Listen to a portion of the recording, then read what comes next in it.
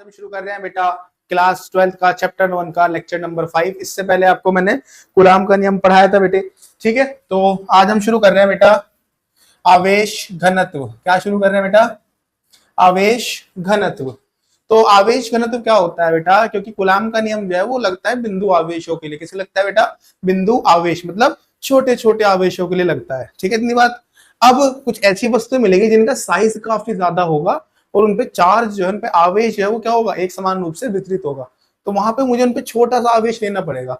अब उस छोटे से आवेश को लेने के लिए मुझे किस चीज की जरूरत पड़ेगी? आवेश घनत्व की। अब आवेश घनत्व तीन प्रकार का हो सकता है। कितने प्रकार का हो सकता है? तीन प्रकार का। पहला, अगर वस्तु ऐसी हो जिसकी लंबाई ज्यादा हो, ना चौड़ाई हो ना ही उसकी ऊंचाई हो, ऐसी वस्तु जिसकी क्या हो? लंबाई ज्यादा हो, तो ऐसी वस्तु पर जो रेखीय आवेश आवेश घनत्व होगा वो होगा रेखीय आवेश घनत्व। कौन सा? रेखीय आवेश घनत्व। दूसरा, ऐसी वस्तु जिसकी लंबाई भी होगी और चौड़ाई भी होगी, जैसे हमारा बोर्ड हो गया है ना, लंबाई भी और चौड़ाई भी। अगर ऐसी वस्तु हुई तो उन पर होगा पृष्ठीय आवेश घनत्व। कौन सा होगा उन पर? पृष्ठीय आवेश घनत्व। तीसरा, जिसकी लंबाई भी हो, चौड़ाई भी और ऊंचाई भी हो, उस पर क्या होगा? आयतन आवेश घनत्व। मगर एक चीज याद रखनी है, आयतन आवेश घनत्व केवल चालकों के लिए होगा। मतलब जो हम ऐसी वस्तु लेंगे जिसका आयतन मतलब लंबाई गुना चौड़ाई गुना ऊंचाई होगी, बट वो कैसी वस्तु होगी? अचालक होगी, ठीक है। चालक नहीं ले सकता आयतन आवेश घनत्व के अंदर। वन बाय वन पढ़ते हैं बेटा। एक आपको अच्छे से पढ़ना है, बाकी जो दो हैं वो बिल्कुल डिट्टो कॉपी हो जाएंगे, है ना। थोड़ा बहुत माइनर सा चेंज होगा, तो आपको एक बहुत अच्छे से पढ़ना है, ठीक है। चलिए शुरू करते हैं। तो पहला हेडिंग जो है हमारा वो क्या है? पहला हेडिंग है हमारा रेखीय आवेश घनत्व। पहला हेडिंग क्या है हमारा? रेखीय आवेश घनत्व। देखो जरा भाई, मान लो मेरे पास कोई एक ऐसी वस्तु है जिसकी लंबाई ज्यादा है, चौड़ाई काफी कम है, ठीक है भाई। मान लो इस वस्तु की लंबाई है स्मॉल एल। कितनी है? Small L. और इस पर ऐसे एक समान रूप से आवेश वितरित है। लंबाई कितनी है? एल। और पूरी लंबाई पर कितना आवेश है इसके ऊपर? क्यू आवेश है। आगे बात समझ। एल लंबाई पर कितना आवेश है? क्यू आवेश है। तो अगर मैं इस बात को लिखना चाहूं, किस बात को? कि एल लंबाई पर उपस्थित आवेश की मात्रा, उपस्थित आवेश की मात्रा। तो मैंने अभी बताया आप सबको कि एल लंबाई पर कितना आवेश है? क्यू आवेश है। इतने में तो कोई दिक्कत नहीं है भाई। पूरे एल लंबाई पर कितना आवेश है? क्यू आवेश है। अच्छा, अगर मैं इसको लिखना चाहूं ऐसे, देखो ये समझने वाली बात है थोड़ी सी, ना। एकांक लंबाई पर उपस्थित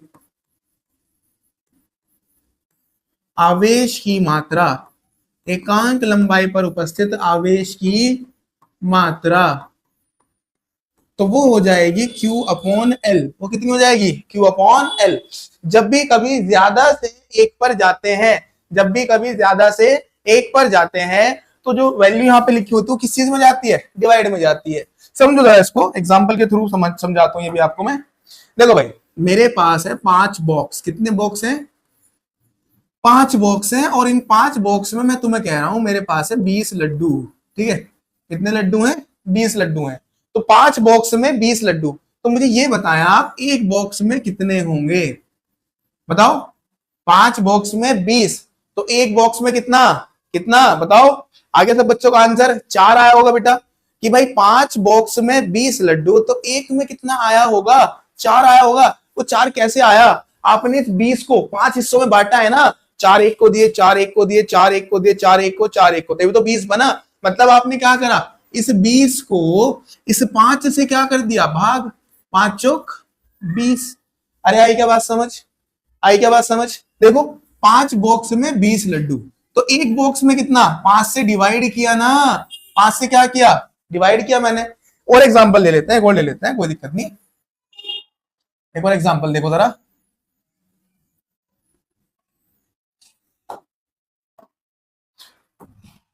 मैं कहूं बेटा कि 10 बच्चे हैं मेरे पास। कितने बच्चे हैं? 10 बच्चे हैं और 10 बच्चों पर है 100 रुपए। कितने हैं? 10 बच्चे हैं और उन 10 बच्चों पर कितने रुपए हैं? 100 रुपए। तो एक बच्चे पे कितने होंगे, बताओ जल्दी, एक बच्चे पे कितने होंगे? आगे सब बच्चों का आंसर 10 आया होगा। कितना आया होगा? 10। यहां पे तो बेटे आपने डिवाइड ही करा है, कैसे? 10 बच्चों पे 100 रुपए, तो एक पे कितने? 10 10 बांट दो। तो यहां भी अगर मैं लिखूंगा कि भाई एक बच्चे पे कितना, तो ये 10 किधर जाएगा? डिवाइड में। 100 को किससे भाग करोगे? 10 से। 100 को किससे भाग करोगे? 10 से। तभी तो 10 10 रुपए आएंगे। तो याद रखना है बेटा, जब भी ज्यादा से आप क्या करो, कम एक पर आते हो, ज्यादा से किस पर आते हो? एक पर, तो वैल्यू से डिवाइड करना पड़ता है। मैंने वो यहां कर रखा है। एल लंबाई पर कितना आवेश है? क्यू आवेश है। तो मैं ज्यादा से एकांक पे आया हूं ना, ज्यादा से किस पे आया हूं मैं? एकांक पे। तो एक एल कहां जाएगा? डिवाइड में। आ गई होगी बात समझ? अरे आ गई क्या सब बच्चों को बात समझ? ठीक सर, सब बच्चों को बात समझ आ गई। काफी बेसिक सा यार, इतना तो कोई इसमें है भी नहीं कि तुम्हें इतना सोचना पड़े। अच्छा बात सुनो, एकांक लंबाई पर उपस्थित आवेश की मात्रा कितनी है? क्यू बटा एल।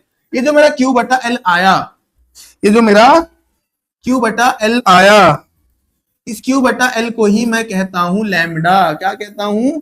लैम्डा कहता हूं। मतलब रेखीय आवेश घनत्व को लैम्डा से प्रदर्शित करते हैं। अब इसकी बात आती है परिभाषा की। किसकी आती है? परिभाषा। इसकी डेफिनेशन देनी है आपको।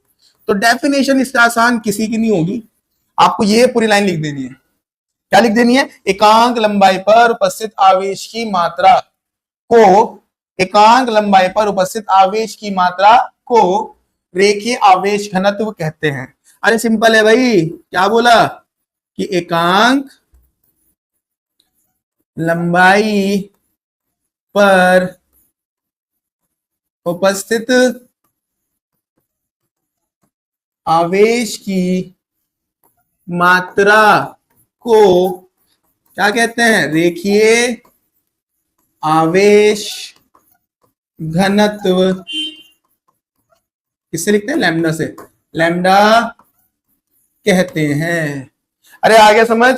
डेफिनेशन काफी आसान है। एकांक लंबाई पर उपस्थित आवेश की मात्रा को रेखीय आवेश घनत्व लैम्डा कहते हैं। फॉर्मूला तो बच्चों को मैंने लिखवा दिया। फॉर्मूला क्या होता है? लैम्डा बराबर क्यू अपॉन एल। लैम्डा बराबर क्यू अपॉन एल। अगर मैं बोलूं लैम्डा का मात्रक, लैम्डा का मात्रक, ऊपर आवेश है, आवेश का मात्रक कूलाम, नीचे कौन है? लंबाई, लंबाई का मात्रक मीटर। तो मात्रक क्या हो गया? कूलाम पर मीटर। अब बात करते हैं वीमा की, लैम्डा की वीमा। आवेश की वीमा मैंने सब बच्चों को लिखवा रखी है, कितनी बार बता चुका हूं कि आवेश की वीमा 80 होती है। नीचे मीटर, इसकी वीमा एल होती है। देखो एल की 1 है, एल की कितनी है बेटा? 1। इसको जब मैं ऊपर भेजूंगा तो क्या हो जाएगी? L minus 1, 80। अरे आया क्या समझ? आया सब बच्चों को समझ? एकांक लंबाई पर उपस्थित आवेश की मात्रा को रेखा आवेश घनत्व लैम्डा कहते हैं। लैम्डा बराबर क्यू अपॉन एल, मात्रक कूलम पर मीटर, और वीमा माइनस एल 80। ठीक है। अब कभी कभी क्या होता है, छोटा सा आवेश पूछ लेता है ऐसे कि आप मुझे इस पे एक छोटा सा जो आवेश है ना, इसकी नीड पड़ जाती है डी क्यू की। किसकी? डी क्यू की। और जिसने लंबाई कवर करी वो कितनी करी? डीएल। तो कुछ नहीं है, सेम ऐसे लिखना है। लैम्डा बराबर क्या होता है? क्यू अपॉन एल, बस हो जाएगा D Q upon DL. DL इधर आएगा, डिवाइड से मल्टीप्लाई में जाता है, तो डी क्यू बराबर हो जाएगा लैम्डा इंटू डीएल। याद रखना है।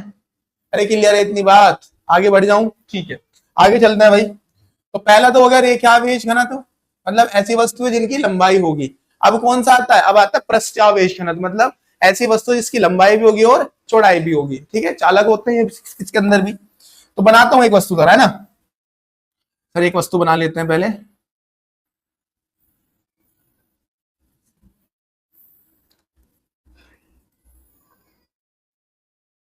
एक वस्तु है मेरे पास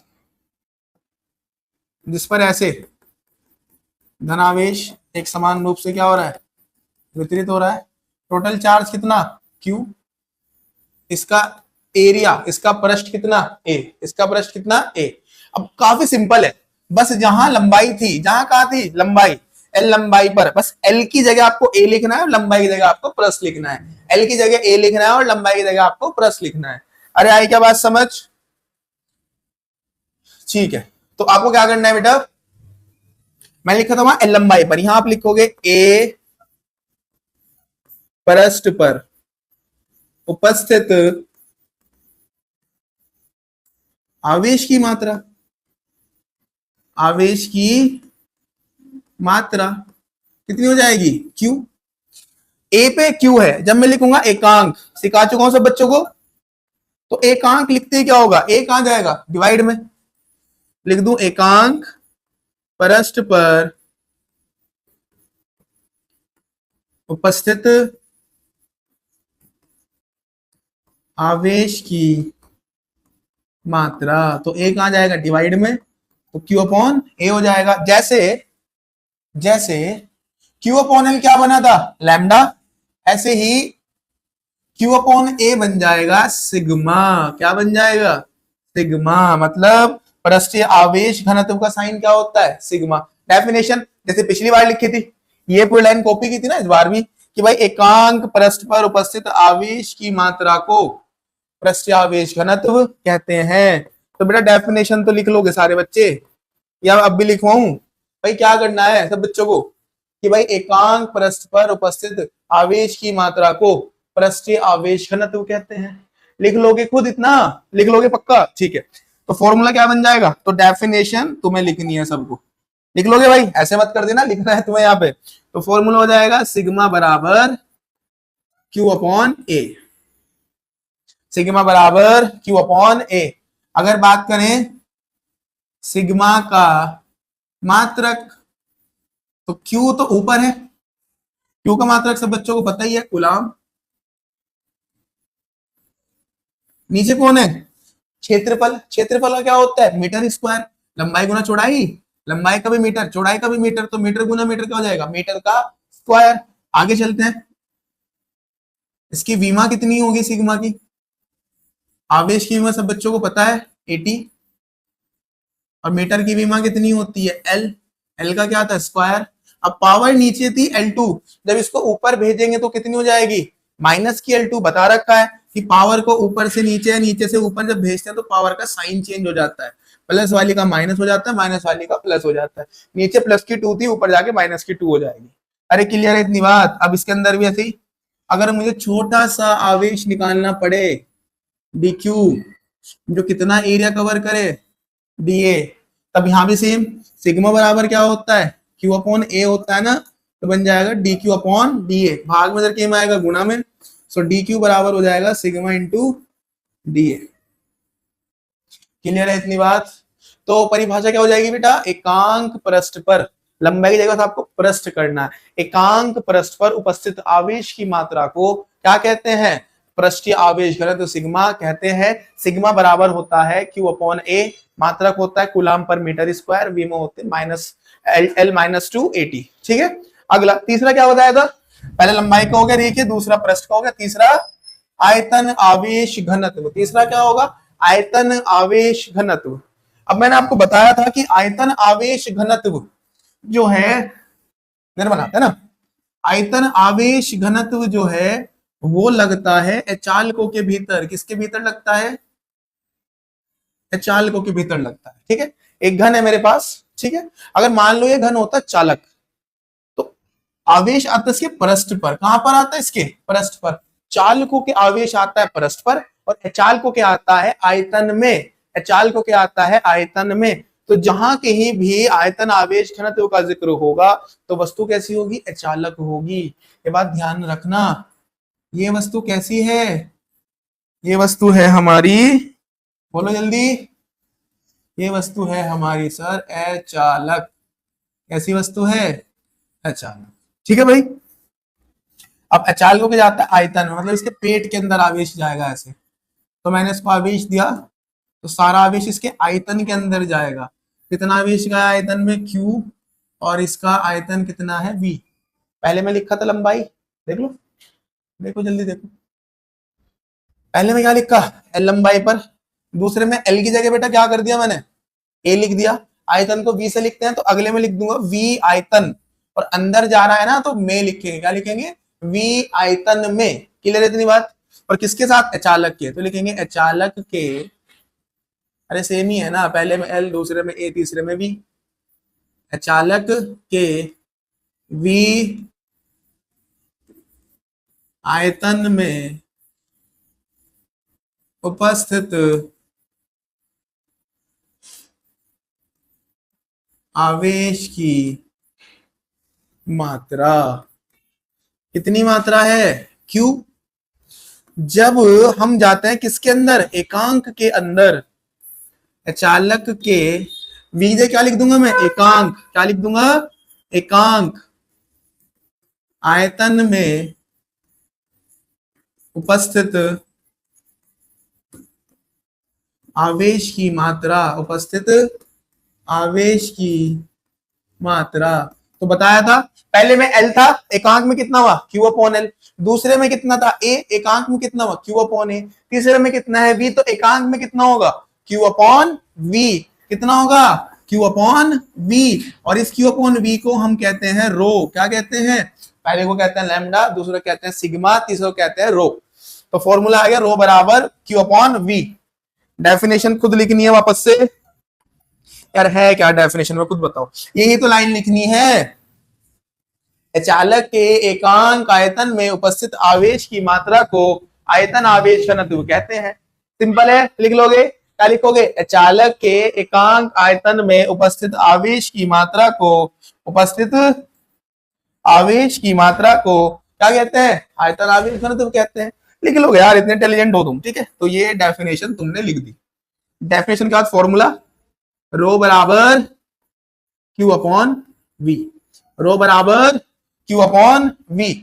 मात्रक बताओ जरा, रो का मात्रक क्या होगा, ऊपर आवेश है, आवेश का मात्रक तो सर बिल्कुल रट गया है हमें, क्या होता है, कूलाम। आयतन लंबाई गुना चौड़ाई गुना ऊंचाई, लंबाई का मीटर, चौड़ाई का मीटर, ऊंचाई का मीटर, तो मीटर मीटर मीटर, तो मीटर की पावर 3, मीटर की पावर 3। इसके बाद अगर मैं लिखना चाहूं वीमा, आवेश की विमा, सब बच्चों को ये भी रट गई होगी अच्छे से, 80। मीटर के सब बच्चों को पता है एल पावर 3 है तो 3। अभी बताया था पावर जब नीचे से ऊपर जाते तो कैसी हो जाएगी, साइन चेंज हो जाएगा, प्लस की थी कैसी हो जाएगी, माइनस की, एल माइनस 3 80। क्लियर है इतनी बात। सिमिलरली अगर छोटा सा आवेश पूछ लेगा इसके आयतन के अंदर तो वही हो जाएगा D Q upon D V बराबर रो, देन डी क्यू बराबर रो इंटू डी वी हो जाएगा बेटा। आ गया समझ, ठीक है। अब एक बार देख लेते हैं क्या क्या पढ़ा दिया भाई। 3 तरह के पढ़ाए बेटा, एक पढ़ाया रेखीय लीनियर चार्ट डेंसिटी, उसमें आया लैम्डा बराबर क्यू अपॉन एल, लैम्डा बराबर क्यू अपॉन एल। एक और याद रखना है कि इसमें डी क्यू को लिख सकते हैं लैम्डा इंटू डी एल, ठीक है, लंबाई के लिए लगेगा। दूसरा कराया पृष्ठ के लिए, दूसरा क्या कराया, पृष्ठीय कराया हमने, तो उसमें क्या आता है सिग्मा, सिग्मा बराबर क्यू अपॉन ए, फॉर्मूला याद रखना है। या अगर इसमें मुझे डी क्यू निकालना हो तो क्या हो जाएगा, sigma into D A, sigma into D A. तीसरा आयतन में कराया, और यहाँ पे एक शर्त है, आयतन उनके अंदर ही आएगा जब वस्तु कैसी होगी, अचालक होगी, वस्तु कैसी होगी, अचालक होगी, ठीक है। ये मात्रा नहीं है, ये ऐसी अचालक होगी, ठीक है भाई। तो यहाँ पे रो जाता है, रो बराबर कितना, क्यू अपॉन वी, या अगर यहाँ डी क्यू निकालना पड़े तो क्या हो जाएगा, रो इंटू डी वी। अरे क्लियर है क्या इतनी बात, इतनी बात क्लियर है सब बच्चों को, तीनों समझ में आ गए होंगे। सिमिलर सी है, एकांक लंबाई पर, एकांक पृष्ठ पर, एकांक आयतन पर, हो जाएगा सब बच्चों से, ठीक है। नया टॉपिक शुरू करते हैं बेटा, जिसका नाम है वैद्युत क्षेत्र। क्या है नए टॉपिक का नाम, वैद्युत क्षेत्र। अब वैद्युत क्षेत्र समझने से पहले आपको एक चीज समझो, सब बच्चों को पता ही होगा, आजकल के एडवांस बच्चे हैं भाई, जैसे ब्लूटूथ है, तो अगर आप कहीं से बेटा ब्लूटूथ परचेज करके लाते हो तो उसके डब्बे पे लिखा होता है कि भाई इसकी जो रेंज है वो 10 मीटर है, 20 मीटर है। 10 मीटर का मतलब समझो कि ये आपने फोन को कनेक्ट कर लिया, फोन को यहाँ पे रख दिया, तो आप ब्लूटूथ लगाकर 10 मीटर इधर जा सकते हैं, 10 मीटर इधर, 10 मीटर, मतलब आपको 10 मीटर के अंदर अंदर रहना पड़ेगा अगर आप उससे कनेक्ट रहना चाहते हो। ऐसा थोड़ी ना होता है कि यार ब्लूटूथ आपने कनेक्ट करी, फोन घर पे रख दिया और आप कहीं चले गए 2-4 किलोमीटर दूर, क्या कनेक्ट रहेगा, नहीं रहने का ना। क्यों, क्योंकि ब्लूटूथ का क्या है, एक अपना एरिया है, ब्लूटूथ का क्या है, अपना एक एरिया है। अगर इसके अंदर फोन आएगा, अगर इसके अंदर क्या होगा, फोन आएगा तभी तो कनेक्ट होगा भाई। इसकी रेडियस, इसका एरिया इतना है ब्लूटूथ का, है ना। फोन कहाँ रखा है, बाहर रखा है, तो क्या कनेक्ट होगा। अगर फोन अंदर आएगा इसके तभी तो ये क्या होगा, तभी तो ये कनेक्ट होगा। और कनेक्ट को फिलहाल हम मान के चलेंगे फोर्स, कनेक्ट होने का मतलब फोर्स लग रहा है उसको, क्या लग रहा है, फोर्स लग रहा है। या ऐसे समझ लो यार, एक बहुत अच्छा एग्जांपल देता हूँ लाइफ में ही, तुम खुद भी ट्राई कर सकते हो। भाई मैं हूं, ठीक है, मेरे हाथ की रेंज इतनी है, अगर किसी को थप्पड़ मारना है तो उसको मेरी रेंज में होना पड़ेगा ना, मेरा एरिया कितना है, अगर मैं खड़े खड़े तो इतना ही तो एरिया है ना। अगर कोई इससे दूर खड़ा है तो क्या मैं उसको थप्पड़ मार पाऊंगा, नहीं मार पाऊंगा। अगर वो इस एरिया के अंदर आ गया तो मैं उसको स्लैप कर सकता हूं बड़े आराम से। आगे बात समझ। तो जैसे ब्लूटूथ का अपना एरिया होता है, या कोई वाईफाई मान लो बेटे, वाईफाई में थोड़े ना कि घर पे वाईफाई लग रहा तो आप अपने स्कूल में भी कनेक्ट हो उससे, ऐसा थोड़े ना जाता है, क्योंकि वाईफाई की भी क्या एक अपना रेंज है। अगर आप उस रेंज के अंदर आओगे तो कनेक्ट होगे, बाहर रहोगे तो कनेक्ट नहीं होगे।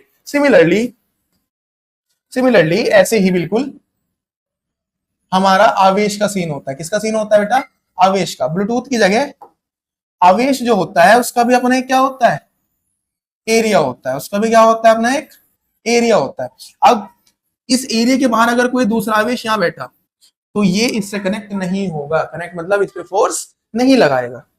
अगर ये चार्ज यहां पर आ जाए, अब भी फोर्स नहीं लगाएगा। अगर ये चार्ज एंटर कर जाएगा तो एंटर करते ही क्या होगा, ये इस पर फोर्स लगा देगा, ये इस पर फोर्स लगा देगा। आई बात समझ। जैसे ही किसके अंदर आया, इसके एरिया के अंदर आया, ठीक है। दूसरा विषय कर लू, माइनस का लू, बाहर रखा है, इसको इससे कोई मतलब नहीं है। यहां पर आ गया, कोई मतलब नहीं है। जैसे ही ये इसके अंदर आया तो इस पर क्या लगा देगा, फोर्स लगा देगा। तो माइनस को तो अट्रैक्ट करेगा अपनी ओर। तो किसी आवेश के चारों ओर का वह क्षेत्र, किसी आवेश के चारों ओर का वह क्षेत्र जिसमें दूसरा आवेश लाने पर, जिसमें दूसरा आवेश लाने पर वैद्युत बल का अनुभव किया जा सके। जैसे ही आवेश इसके अंदर गया, इस पर क्या लगा, वैद्युत बल लगा। आगे होगी बात समझ। तो क्या बनी डेफिनेशन, बोलो जल्दी। किसी आवेश के चारों ओर का वह क्षेत्र जिसमें दूसरा आवेश लाने पर उस पर क्या कर सकते हैं हम, वैद्युत बल अनुभव कर सकते हैं, वैद्युत बल अनुभव कर सकते हैं। आगे बात समझ। आवेश का अपना एक एरिया होगा, उसके अंदर कोई दूसरा आवेश आएगा तभी उस पर क्या लग पाएगा, फोर्स लग पाएगा। उस एरिया को क्या कह देंगे, उसका वैद्युत क्षेत्र कह देंगे। काफी सिंपल सा है। अगला टॉपिक इससे रिलेटेड है बेटा, ये अच्छा है काफी, है ना, ये इंपॉर्टेंट है। हमारा वैद्युत क्षेत्र की तीव्रता, नया टॉपिक क्या हमारा, वैद्युत क्षेत्र की तीव्रता। ठीक है। अब वैद्युत क्षेत्र क्या होता है, आवेश का एक अपना एरिया होता है बेटा। वैद्युत क्षेत्र क्या था कि भाई यहां पर ये कोई आवेश है, ठीक है, और अगर इसके अंदर दूसरा आवेश आता है तो उस पर क्या लगता है बेटा, इस पर ऐसे फोर्स लग जाता है। इतने तो हो गया था। अब वैद्युत क्षेत्र की तीव्रता का मतलब होता है कि इसका इस एरिया में ताकत कितनी है, स्ट्रेंथ कितनी है। जैसे भाई समझो ये कोई वाईफाई रखा है बेटे, यहां पे कोई वाईफाई लगा हुआ है ना। अब जितना वाईफाई से पास रहोगे आपके सिग्नल उतने ही स्ट्रॉन्ग रहेंगे ना। अगर आप वाईफाई से थोड़ा दूर चले गए तो आपके सिग्नल थोड़े से वीक हो जाएंगे, और अगर आप बिल्कुल ही एंड पे, तो ऐसे एक साइन आता है ना हल्का सा, तो स्ट्रेंथ होती है ना कि भाई कितना अच्छा कनेक्ट है। तो ऐसे ही जो वैद्युत क्षेत्र की तीव्रता होती है वो बताते हैं कि जो इसका क्षेत्र है इसमें इसकी ताकत कितनी है बेटा, इसकी ताकत, इसकी स्ट्रेंथ कितनी है, आपको स्ट्रेंथ बतानी है। ठीक है। तो इंटेंसिटी को स्ट्रेंथ भी कहते हैं। ठीक है। Intensity of electric field means, क्या हो रहा है यार, ये क्या पता। चलो सुनो जरा, अब इसको भी पढ़ने से पहले जरा कुछ चीजें देख लेते हैं। अभी मैंने आपको कुछ पढ़ाया था, Q अपॉन एल, याद करो जल्दी जल्दी। Q अपॉन ए और Q अपॉन वी। बेटे जब Q अपॉन एल था तो मैंने बोला था एकांक लंबाई पर, जब Q अपॉन ए था एकांक परस्थ पर, जब Q अपॉन वी था एकांक आयतन में। तो जो चीज डिवाइड में होता है अगर मैं उस पर एकांक लगा दूं, और जो ऊपर होता है एकांक लंबाई पर उपस्थित आवेश की मात्रा, एकांक परस्पर उपस्थित आवेश की मात्रा, तो डेफिनेशन कंप्लीट हो जाती है। अगर कोई चीज डिवाइड उस पर क्या लगा दूं, एकांक। और देख लो, और देखो सब बच्चों को याद ही होगा ये वाला फॉर्मूला, तो इसमें तो कोई दोहराया नहीं है। चाल बराबर दूरी बटा समय, समय डिवाइड में है ना, और सर ने क्या बताया कि जो चीज डिवाइड में उस पर क्या लगा दो, उस पर लगा दो एकांक, उस पर क्या लगा दो, एकांक। एकांक समय में तय की गई दूरी चाल कहलाती है, एकांक समय में तय की गई दूरी चाल कहलाती है। तो जो चीज डिवाइड में उसमें क्या लगा देते हैं, एकांक। ऊपर जो भी होता है, जैसे एक और देख लो, पावर बराबर होता है W/T, वर्क अपॉन टाइम। एकांक समय में किया गया कार्य शक्ति कहलाता है ना। किसी वस्तु द्वारा एकांक समय में किया गया कार्य क्या कहलाता है, शक्ति कहलाता है। तो आपको एक चीज समझ में आ रही है, जो चीज नीचे उस पर क्या लगा देंगे, एकांक लगा देंगे। क्या लगा देंगे, एकांक लगा देंगे। अब बेटा अगर मैं तुम्हें बोलूं कि जो वैद्युत क्षेत्र की तीव्रता होती है E, वो होता है हमारा F/Q। आप बोलोगे सर ये तो काफी इजी हो गया, आपने क्या बताया कि जो चीज डिवाइड में उस पर क्या लगा देंगे, एकांक लगा देंगे। यहाँ डिवाइड में कौन है, आवेश है। तो क्या सर मैं इसको एकांक आवेश बोलूंगा? जी बेटा, आप इसको एकांक आवेश बोलेंगे। आप बोलेंगे कि एकांक आवेश पर लगने वाला बल क्या कहलाता है, वैद्युत क्षेत्र की तीव्रता कहलाता है। दोबारा बोलो भाई जल्दी फटाफट, क्या बोलोगे इसको, एकांक आवेश पर लगने वाला बल, एकांक आवेश पर लगने वाला बल क्या कहलाता है, वैद्युत क्षेत्र की तीव्रता कहलाता है। वैद्युत क्षेत्र की तीव्रता कहलाता है। आगे बात समझ, अरे समझ आ गया भाई। ये तो डेफिनेशन ऐसे बनेगी बेटा, क्योंकि क्यों डिवाइड में है, अभी समझाया है। जो चीज डिवाइड में उस एकांक लगा दोगे तो एकांक आवेश पर लगने वाला वैद्युत बल क्या कहलाएगा, वैद्युत क्षेत्र की तीव्रता। एक थोड़ा सा और है बेटा इसमें जरा करेक्शन, कि आवेश पर बल कब लगता है। अरे हाय, आवेश पर बल कब लगता है, तो आवेश पर बल कब लगेगा बेटा, जब आवेश वैद्युत क्षेत्र के अंदर होगा। जब आवेश वैद्युत क्षेत्र के अंदर होगा, बाहर तो नहीं लगने का ना। तो आप बोलोगे कि वैद्युत क्षेत्र के भीतर आवेश को कहां चाहिए, वैद्युत क्षेत्र के भीतर एकांक आवेश पर लगने वाला बल। आई बात समझ, लिख देते हैं बेटा, समझा दे देखो बहुत अच्छे से। वैद्युत क्षेत्र के भीतर एकांक आवेश पर लगने वाला वैद्युत बल, लगने वाला वैद्युत बल क्या कहलाता है भाई, वैद्युत क्षेत्र की तीव्रता। वैद्युत क्षेत्र की तीव्रता E कहलाता है। वैद्युत क्षेत्र की तीव्रता E कहलाता है। अर्थात E का फॉर्मूला सब बच्चों को पता चली गया। E बराबर क्या होता है बेटे, F/Q। E बराबर क्या होता है, F/Q। आगे बात समझ। E का मात्रक, E का मात्रक बताओ जरा। ऊपर कौन है, बल। ऊपर कौन है, बल। बल का मात्रक सब बच्चों को पता होता है, बल का मात्रक न्यूटन। नीचे कौन है, आवेश। आवेश का मात्रक होता है कूलाम्ब। आवेश का मात्रक क्या होता है, कूलाम्ब। ठीक है भाई, तो मात्रक क्या हो गया, न्यूटन प्रति कूलाम्ब। एक और होता है, फिलहाल तो पढ़ने के नहीं, चैप्टर नंबर 3 में इसको पढ़ा दूंगा तुम्हें, बट अभी याद रखना है। क्या होता है, वोल्ट पर मीटर। वोल्ट पर मीटर। तो ये के दो मात्रक होगा, एक कूलाम्ब, सॉरी न्यूटन प्रति कूलाम्ब और वोल्ट प्रति मीटर। अरे क्लियर है इतना, ठीक है। विमा, न्यूटन की विमा तो सबने 11वीं तो बड़े अच्छे से याद करी होगी। न्यूटन की विमा mL/T-2। कूलाम्ब की तो तुम्हें इतनी बार बता चुका हूं, AT। अब m तो एक ही बार है, m का m, L भी एक ही बार है, L का L। देखो T की है +1, T की कैसी है बेटे, +1, ऊपर जाके -1 हो जाएगी, और -2 पहले से है, -2 था, माइनस एक और हो जाएगा ना, तो कितना हो जाएगा, -3, और A की +1 है, ऊपर जाके A की -1, तो ये हो गया कि विमा mL/T-3 A-1। एक और चीज, E जो है वो कैसी राशि है, E है सदिश राशि। कैसी राशि है, सदिश राशि है। ठीक है बेटे, अब सदिश राशि है तो सर इसकी दिशा किधर को होगी, बेटा सदिश राशि है तो इसकी दिशा होगी जिधर को आपका बल होगा। बल इधर को है ना, तो E भी इधर को ही होगा। वैद्युत क्षेत्र एक सदिश राशि होती है, इसकी दिशा बल के अनुदिश होती है। समझो, मान लो अगर यहाँ पे कोई माइनस का चार्ज रखा हुआ है, तो प्लस उसको अपनी ओर आकर्षित करेगा ना फोर्स लगा के, तो आपका E भी इधर को ही बन जाएगा। क्लियर है इतनी बात, आ गया समझ। E बराबर F/Q। ठीक है भाई, आगे चलते हैं। विशेष स्थितियां, स्थितियां है ना, तो कुछ बेटा स्पेशल केस होंगे इसके अंदर। जैसे एक फॉर्मूला आपको मिल गया, E बराबर F/Q, तो हो गया। अब कभी कभी वो क्या करता है, वो पूछ लेता है हमारे से कि भाई आप हमें बताओ आवेश का त्वरण, क्या बताओ, आवेश का त्वरण बताओ।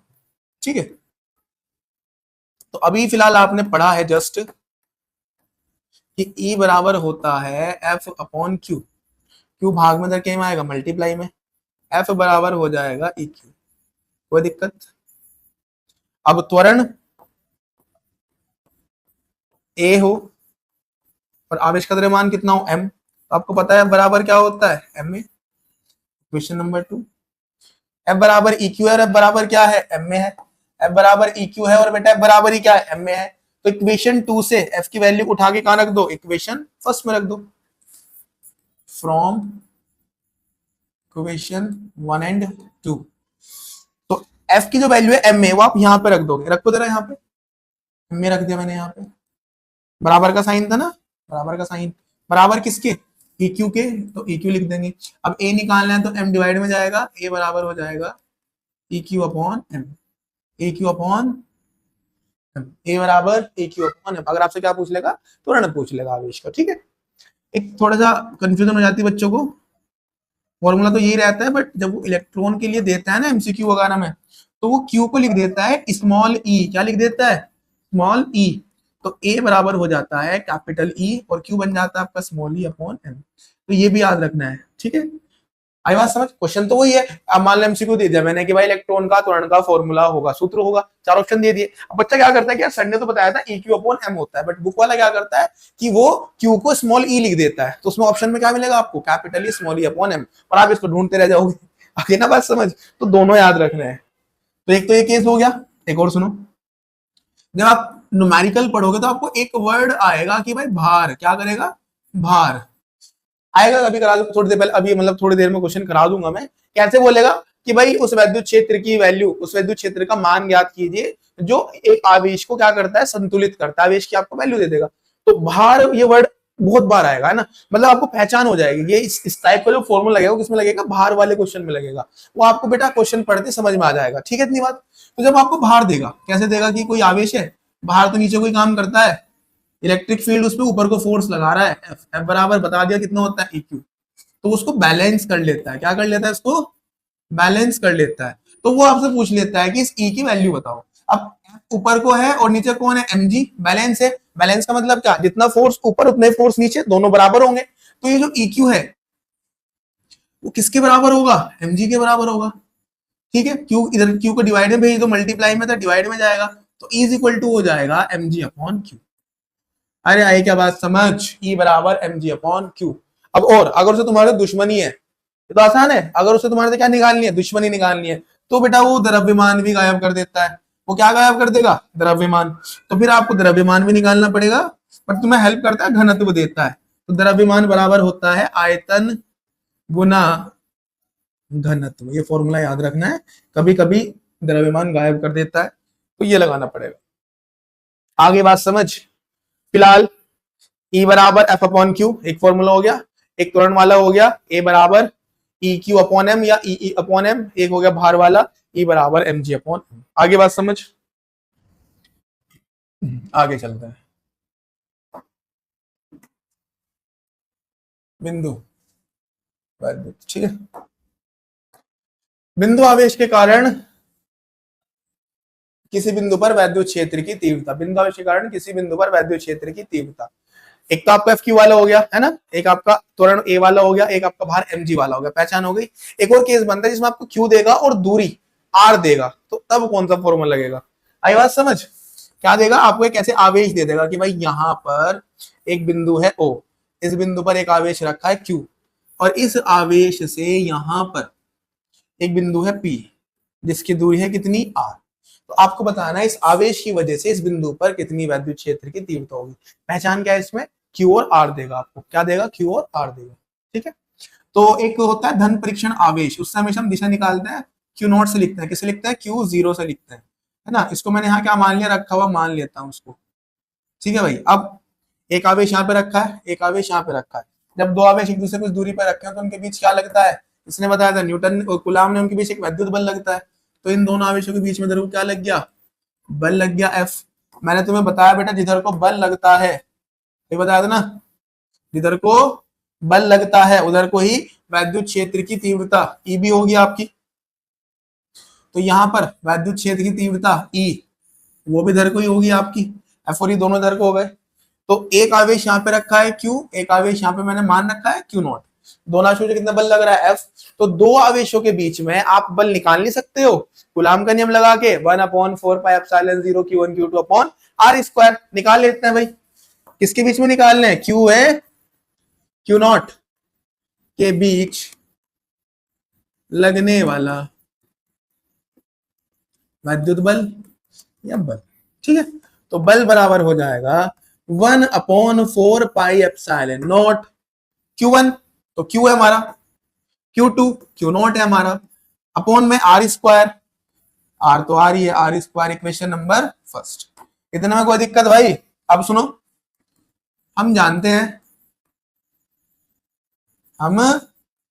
हैं वी नो दैट E बराबर, अभी तो कराया था F अपॉन Q, E बराबर F अपॉन Q, और देखो Q भी कौन सा? जिसपे बल लगता है, Q भी कौन सा? जिसपे बल लगता है। तो यहाँ बल किस पे निकल लगा रहे हैं बेटा? हम Q नॉट पे। यहाँ किस पे लगा रहे हैं? Q नॉट पे। तो F अपॉन Q क्या लिखूंगा? Q नॉट लिखूंगा। आगे बात समझ। अब Q नॉट है डिवाइड में, इधर K में जाएगा मल्टीप्लाई में, तो F बराबर आ जाएगा E Q नॉट। F बराबर क्या आ जाएगा? E Q naught. अब सिंपल, F बराबर 1/4πε0 Q naught upon R square, और बराबर कितना? E Q not.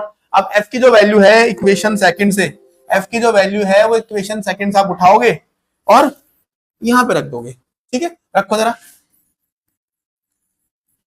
समीकरण 1 व 2 से, समीकरण 1 व 2 से F की जो वैल्यू है कितनी? E Q नॉट, वो यहां पे रखो, रखो जरा यहाँ पे, कितनी? E Q नॉट, उसके बाद बराबर का साइन, बराबर का साइन, फिर 1/4πε0 Q naught upon R square. Clear है इतनी बात? अब Q नॉट से Q नॉट कैंसिल हो गया, तो E बराबर आ गया 1/4πε0 Q upon R square, Q upon R square. Clear है इतनी बात? तो E बराबर 1/4πε0 Q अपॉन आर स्क्वायर। अरे क्लियर है भाई? देखो E बराबर 1/4πε0, ये तो आना ही आना है हर बार। दो चीज याद रखनी है, Q जोन सा भी आवेश तुम्हें देगा वो डिवाइडेड बाय आर स्क्वायर, दूरी x होगी तो x स्क्वायर, y होगी तो y स्क्वायर, z होगी तो z स्क्वायर, ठीक है।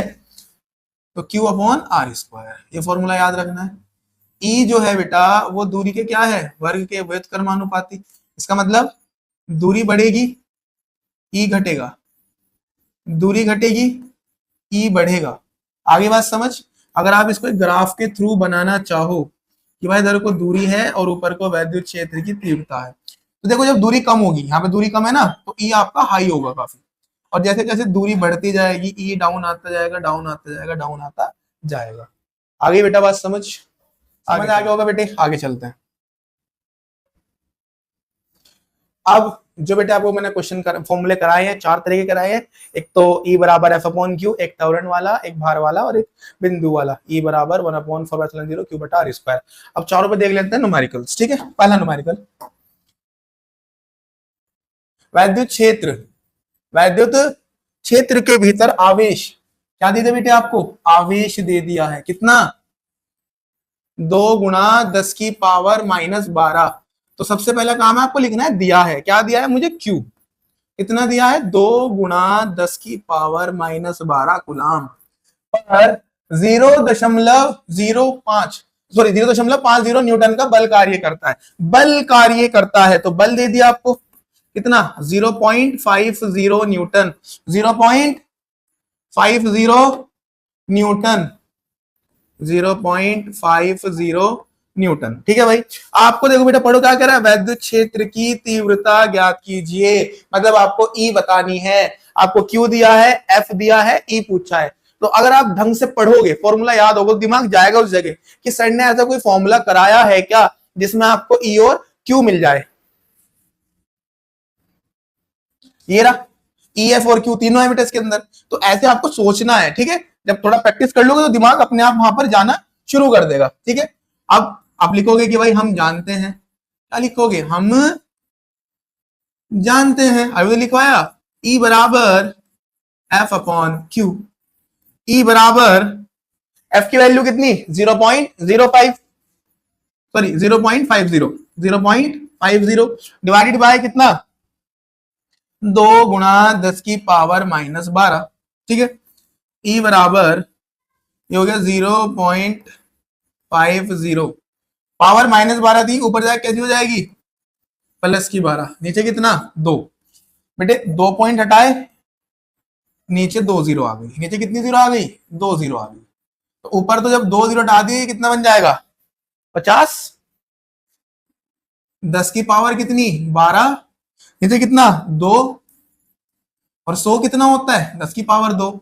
बस कट कर लो, 2 से 50 कितनी बार कटता है 25 बार।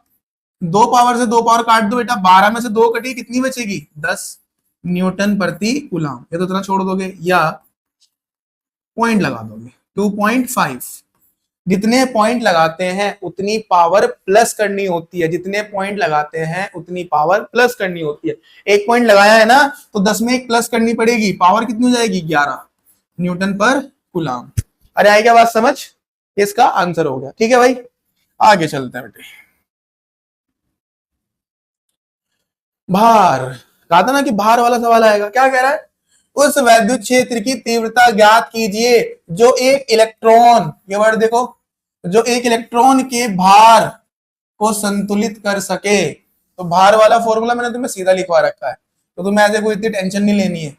जब भार देके वैद्युत क्षेत्र पूछता है तो E बराबर mg अपॉन क्यू, याद रहेगा E बराबर mg अपॉन क्यू। ठीक है सर, याद हो गया। दिया है इलेक्ट्रॉन, दिया है इलेक्ट्रॉन, दिया है इलेक्ट्रॉन का आवेश, सब बच्चों को पता होता है 1.6 10 की पावर -19 कूलम। वैद्युत क्षेत्र की तीव्रता एक सदिश राशि है और सदिश राशियों में आवेश हमेशा प्लस के रखे जाता है न्यूमेरिकल करते समय, याद रहेगा इतनी बात। आगे चलते हैं, इलेक्ट्रॉन का भार यानी कि इलेक्ट्रॉन का द्रव्यमान कितना होता है 9.1 10 की पावर -31 kg। ठीक है भाई, उसके बाद ग्रेविटी, जो एक्सेलरेशन ड्यू टू ग्रेविटी होता है 9.8 मीटर पर सेकंड, 9.8 मीटर पर सेकंड स्क्वायर। तो क्या निकालना है मुझे, ये निकालना है। देखो इलेक्ट्रॉन का आवेश, इलेक्ट्रॉन का द्रव्यमान, सब चीजें तुम्हें लिखवा चुका हूं पहले ही, आई बात समझ। तो ई निकालना है यार, अभी तो लिखवाया था ई का फॉर्मूला, हम जानते हैं। क्या जानते हैं, ई बराबर mg अपॉन क्यू। रखो भाई वैल्यू 9.1 इंटू 10 की पावर -31 इंटू जी कितना 9.8 अपॉन में कितना क्यू, क्यू सब बच्चों को पता है 1.6 10 की पावर -19। अगली लाइन में तुम्हें क्या रखा है कि नंबर नंबर एक साथ कर लो, पावर पावर एक साथ। एक काम करो, पॉइंट से पॉइंट हटा दो। तो यहाँ पर तो हो गया 9.1 गुणा पॉइंट हटे कितना हो गया ये 98 बटे ये कितना 16। पावर देखो जरा, -19 थी, ऊपर जाके +19 और माइनस की 31, तो प्लस की 19 और माइनस के 31, तो +19 -19 को मार देंगे बेटा, माइनस के 31 थे उनमें से 19 मर गए, तो 31 में से अगर 19 मर गए तो कितने बचेंगे 12, वो भी कैसे माइनस के।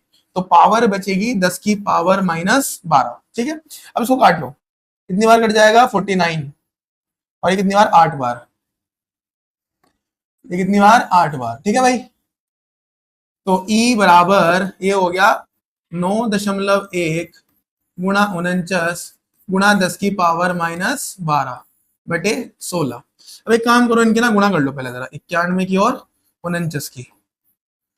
देखो भाई कितना आता है जरा, 9 एकम 9, 9 नम 81, 4 एकम 4, 81 और 4 कितना 85, हासिल को लगे 8, 9 चौक 36 और 8 44, कितना आता है 4459। कितना आता है बेटा 4459।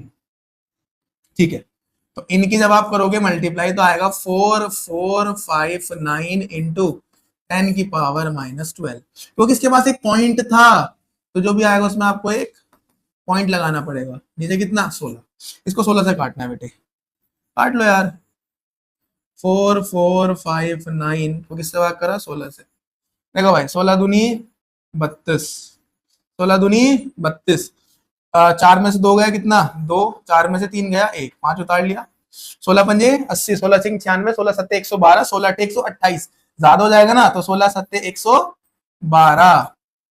ठीक है भाई, तो 125 में से 112 गए, कितने बचेंगे? 13 बचेंगे। 4 उतार लेंगे, 134 हो गया।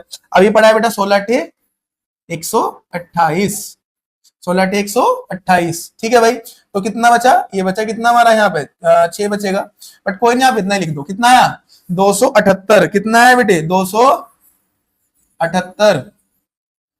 इसको आप काटोगे तो कितना आएगा? 278 आएगा। 16 जब इसको हम कट करेंगे तो ये आएगा 278 गुणा 10 की पावर -12। बट एक पॉइंट था ना बेटा, तो यहाँ पे वो पॉइंट भी आएगा। तो कितना आ गया? 27.8 10 की पावर -12 न्यूटन प्रति कूलाम। ठीक है, एक पॉइंट इधर शिफ्ट करोगे, +1 कर दोगे तो कितना हो जाएगा? -11 हो जाएगी पावर। आया समझ? ये वर्ड ऐसे पकड़ने है बेटा क्वेश्चन में भार। ठीक है, तो अगला क्वेश्चन क्या कह रहा है बेटे? ये तुम्हें करना है भाई, हिंट दूंगा बस इसके ऊपर।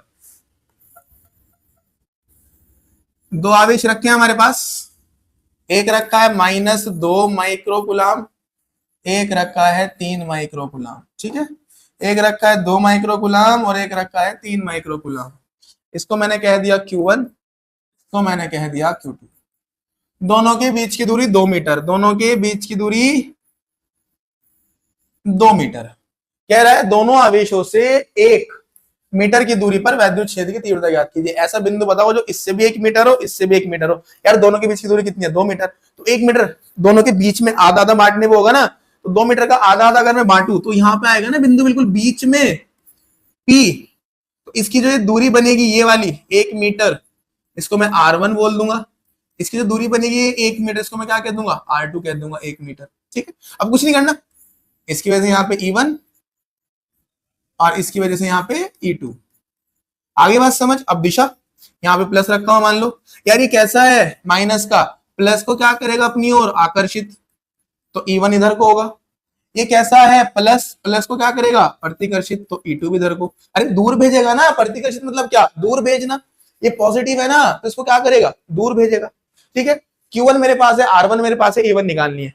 Q2 मेरे पास है, R2 मेरे पास है, E2 निकालनी है। दोनों की दिशा एक ही साइड आई है ना, तो दोनों को प्लस कर देंगे, ई नेट आ जाएगी। दोनों क्या कर देंगे? प्लस आ जाएगी, ई नेट। पहले निकालता हूं E1।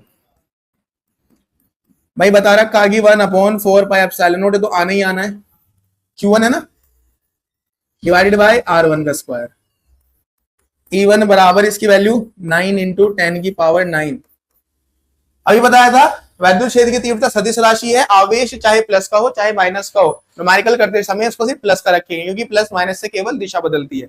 आगे बात समझ। तो कितना है? 2 और साथ में माइक्रो है। अभी बताया था पिछले लेक्चर में, जब माइक्रो हटाते हैं तो -6 आता है। कितना आता है?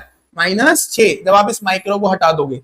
अब R1 का स्क्वायर, R1 कितनी है? 1, स्क्वायर तो 2 बार लिख दूंगा। आई बात समझ। गुणा करो, 9 दूनी 18, 9 दूनी 18, प्लस की कितनी 9, माइनस की कितनी 6, तो कितनी बचेगी 3। Equation number first. अरे नीचे तो एक एक से क्या भाग करोगे, ऐसे निकाल लेते हैं। E2 फॉर्मूला भाई 1/4πε0 सब में आएगा। इसका चार्ज क्या है? Q2, दूरी कितनी है? R2 का स्क्वायर। यार इसकी वैल्यू पता नहीं है क्या? 9 इंटू 10 की पावर 9।